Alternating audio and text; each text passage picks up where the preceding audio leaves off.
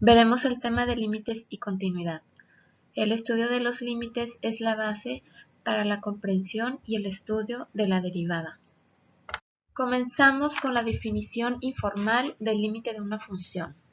A la letra dice, si f de x igual a y, puede hacerse arbitrariamente próximo al número L al tomar x suficientemente cerca de, pero diferente de un número a por la izquierda y por la derecha de a, entonces el límite de f de x cuando x tiende a A es L. Haciendo un análisis de esta gráfica que tengo por aquí en rojo, para tener un mejor entendimiento de la definición, esta gráfica, podemos ver que cuando me acerco a un número A, en este caso yo voy a poner por ejemplo el número 3, si me acerco al número 3 por la izquierda y por la derecha, con valores 2.9, 2.99, 2.999, o por la derecha 3.1, 3.01, 3.001 y así sucesivamente, yo veo que para cada uno de esos valores cada vez más cercanos a este número A, la función, su gráfica está llegando a esta altura que le corresponde un valor L en Y.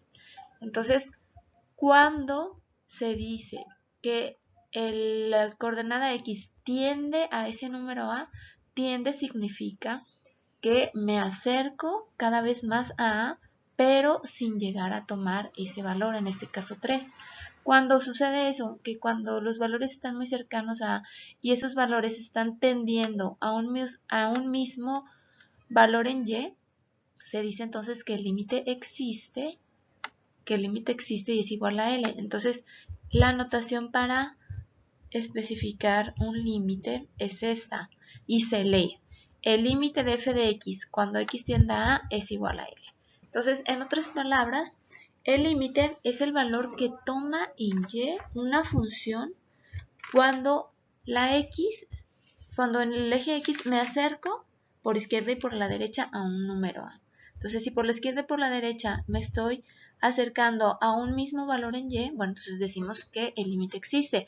Aquí tengo otra función, aquí ya es más gráfica, bueno, no más gráfica, aquí está explícita.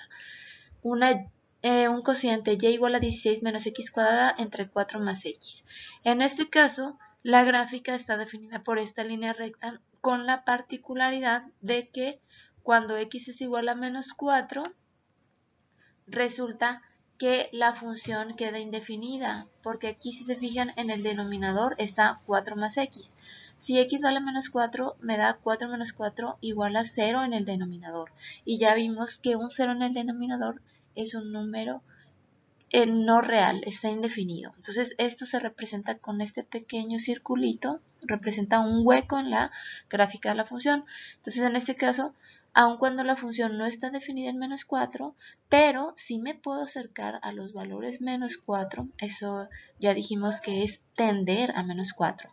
Y cuando me acerco a ese menos 4 por izquierda y por la derecha, resulta que sí me estoy llegando a un valor en eje Y, que en este caso es 8, bueno, entonces se dice que aquí el límite de esta función existe y es igual a 8. Ahora veremos los llamados límites laterales y su notación. En este caso vamos a tener los límites laterales izquierdo y derecho.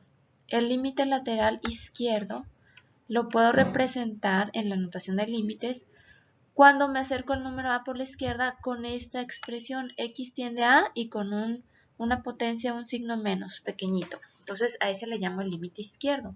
Aquí se fijan en la gráfica, el límite izquierdo, bueno, está sombreado todos estos valores cercanos a la A por la izquierda. Lo mismo pasa con el llamado límite lateral derecho, ¿verdad?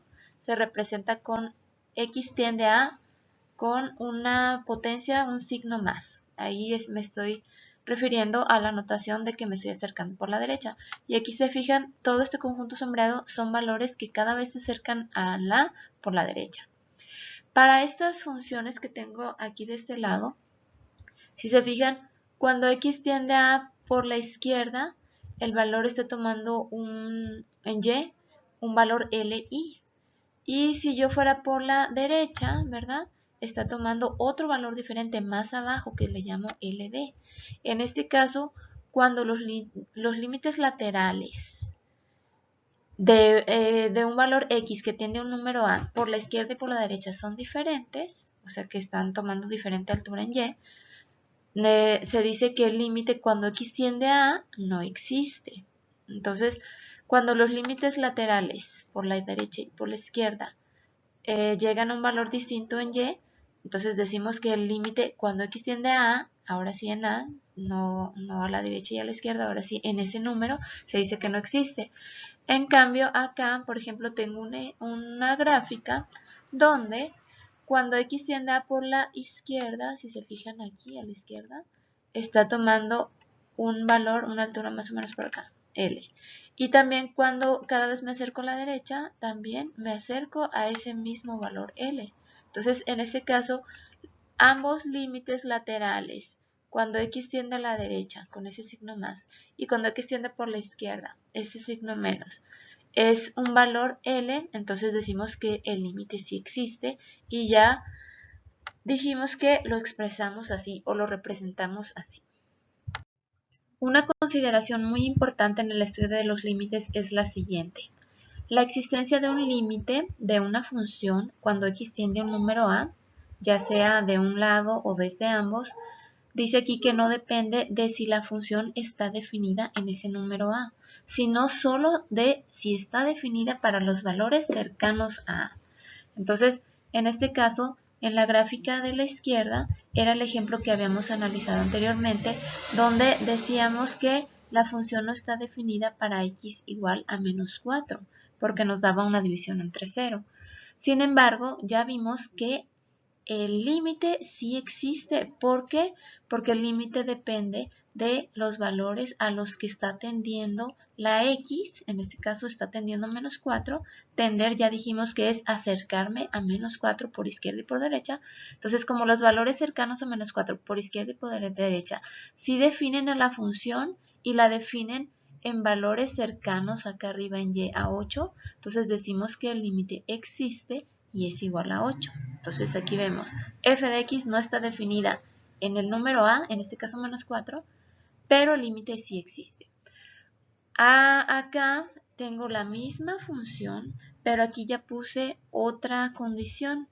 Aquí si se fijan, la función dice que se representa con esta función cociente, pero aquí dice hace la restricción para x diferente a menos 4, porque ya dijimos que ya estaba indefinida. Pero acá abajo también hace la consideración de que si x es igual a menos 4, bueno, la función toma el valor 5 y es esta representación de este puntito. Entonces, la función sí ahora sí está definida. Cuando x vale menos 4, aquí dice que y vale 5, ¿verdad? Cuando x vale menos 4, y vale 5, quiere decir que ahora sí está definida. Y también el límite vuelve a ser 8, porque ya dijimos que el límite es para valores cercanos a menos 4, aquí por la izquierda por la derecha, otra vez la función sí está tomando valores cercanos a 8, ¿verdad? Entonces el límite existe en x igual a menos 4, es 8 y además sí está definida. Entonces, como ya vimos que el límite de una función finalmente es el valor que toma en Y para valores cercanos a un número específico, yo puedo determinar a través de una gráfica o a través de la construcción de tablas donde la X, ¿verdad? La X toma valores muy cercanos, cada vez más cercanos a un cierto valor, en este caso 4, ¿verdad? 4. Aquí por la derecha puede tomar valores 4.1, 4.01 y sustituir esas X aquí en la función dada. También puedo tomar valores cercanos a 4 por la izquierda, 3.9, 3.99, sustituirlos en esta función y obtener valores en una tabla. Entonces, en este caso, estoy viendo que los límites laterales derecho y el límite lateral izquierdo están llegando a un valor, ¿verdad? Único, menos 6. Acá es menos 6.0066 y acá es menos 5.99. Están tendiendo entonces al valor menos 6. Con la construcción de estas tablas, ¿verdad? Entonces me estoy dando cuenta que como los dos límites laterales tienden al valor menos 6, entonces decimos que el límite de la función existe y es igual a menos 6. Además, en la gráfica yo también puedo ver fácilmente acá en la gráfica que cuando x vale 4, aquí, cuando x vale 4, si yo me voy a ver hasta dónde está llegando la función está llegando, esta parábola es una parábola invertida, está llegando a un valor cercano a menos 6. Entonces, si se fijan, a través de la gráfica también estoy llegando a este valor de la tabla. Es dos maneras, ¿verdad?, de determinar los límites de una manera intuitiva, por gráficas o por tablas. Ahora no resulta, en ninguno de los casos, en ninguna de las veces no resulta práctico que yo a través de una gráfica o a través de la construcción de una tabla de valores cercanos a un número dado, yo encuentre o evalúe la existencia o no de los límites. Entonces, hacerlo de manera analítica es más conveniente. Para ello existen los llamados teoremas de límites que tengo aquí anotados a manera de resumen. Aquí dice que si tengo una función constante, aquí tengo el límite de una constante c, cuando x tiende a, aquí dice que es el número c. Aquí esto es lógico. Cuando yo tengo una función constante, llámese y igual a 3, es una gráfica, es una línea recta, ¿verdad? Es una línea recta que para cualquier valor x, llévale 3, ¿verdad? Llévale 3 siempre, siempre, siempre. A eso le llamo función constante. Es evidente que si yo voy a evaluar, por ejemplo, el límite cuando x tiende a 1, pues ya vemos que por la izquierda y por la derecha, al ser una función constante, pues el límite o el valor que toma en y va a ser ese mismo valor constante. Entonces, de esa manera se está justificando este primer teorema. Y así, todos estos teoremas pueden demostrarse, ¿verdad?, matemáticamente, que no es el objeto de estudio de este curso, pero aquí, si se fijan, nos resuelve mucho, ¿verdad?, a la hora de evaluar si un límite existe o no. Aquí tengo el siguiente teorema, dice que el límite de una función x, cuando x tiende a a, pues va a ser el número a. Aquí tengo el límite de una x, una función potencia, cuando x tiende a es la a la n, y así sucesivamente. En este caso tengo operaciones con límites.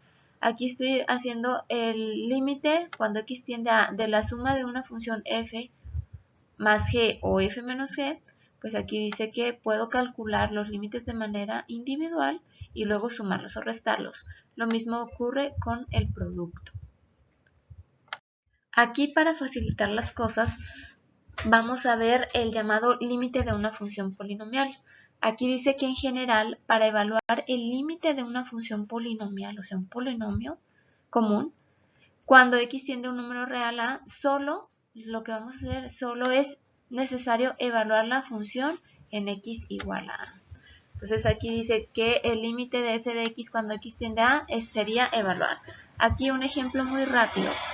Si tengo una f de x igual a 3x cuadrada más x, si yo voy a sacar el límite, ¿verdad? Si yo quiero evaluar el límite de esta f de x cuando x tiende a 1, lo que dice este teorema es que voy a sustituir el 1 en la x. Entonces, para encontrarle ese límite sería 3 por 1 al cuadrado más 1. Entonces sería 3 por 1 al cuadrado es 3 más 1. Ok, aquí, si se fijan de manera analítica, ya estoy viendo que el límite de esta función polinomial, este polinomio, ¿verdad?, de dos términos y de grado 2, es igual a 4. Y no hay que perder de vista que este 4, al ser el límite de la función, pues es el valor que toma en y para valores cercanos de x a menos 1, o a 1, perdón, o cuando x tiende a 1. Entonces, aquí, siguiendo en este sentido las cosas, dice que la función racional f de x, que se compone de dos polinomios, uno en el numerador y otro en el denominador, pues va a ser un caso, ¿verdad? Un caso especial donde solamente voy a sustituir, ¿verdad?, en el polinomio de arriba y en el polinomio de abajo, voy a sustituir ese número a. ¿De acuerdo? Aquí la única restricción es que cuando yo sustituya es el denominador con ese número a, pues tiene que ser diferente de 0 para que, ¿qué? Para que no me quede un número indefinido. Ahora veremos el caso de que no exista un límite o una llamada forma indeterminada 0 entre 0. Primero, se dice que un límite no existe cuando, si yo estoy evaluando una función que es un cociente, ¿verdad? Si el límite de la función polinomial de arriba me da un número cualquiera, llámese un 9, y el límite cuando sustituí la A en el denominador me da un 0, ¿verdad?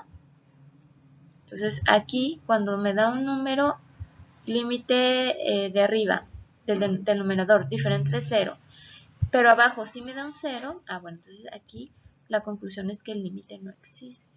No existe. Siempre que se dé una situación como esta, que sustituimos y me da un número entre 0, decimos que el límite no existe.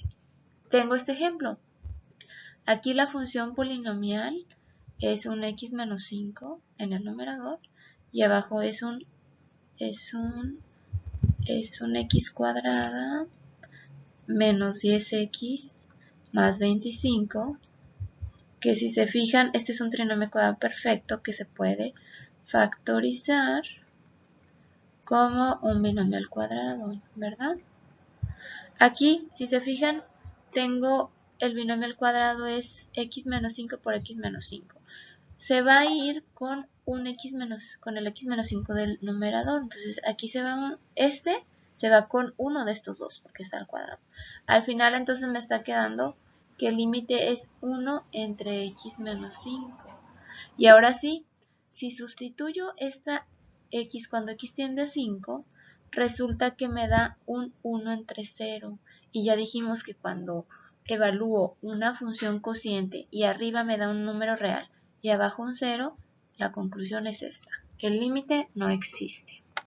Ok, ahora hablando de la forma indeterminada de un límite 0 entre 0.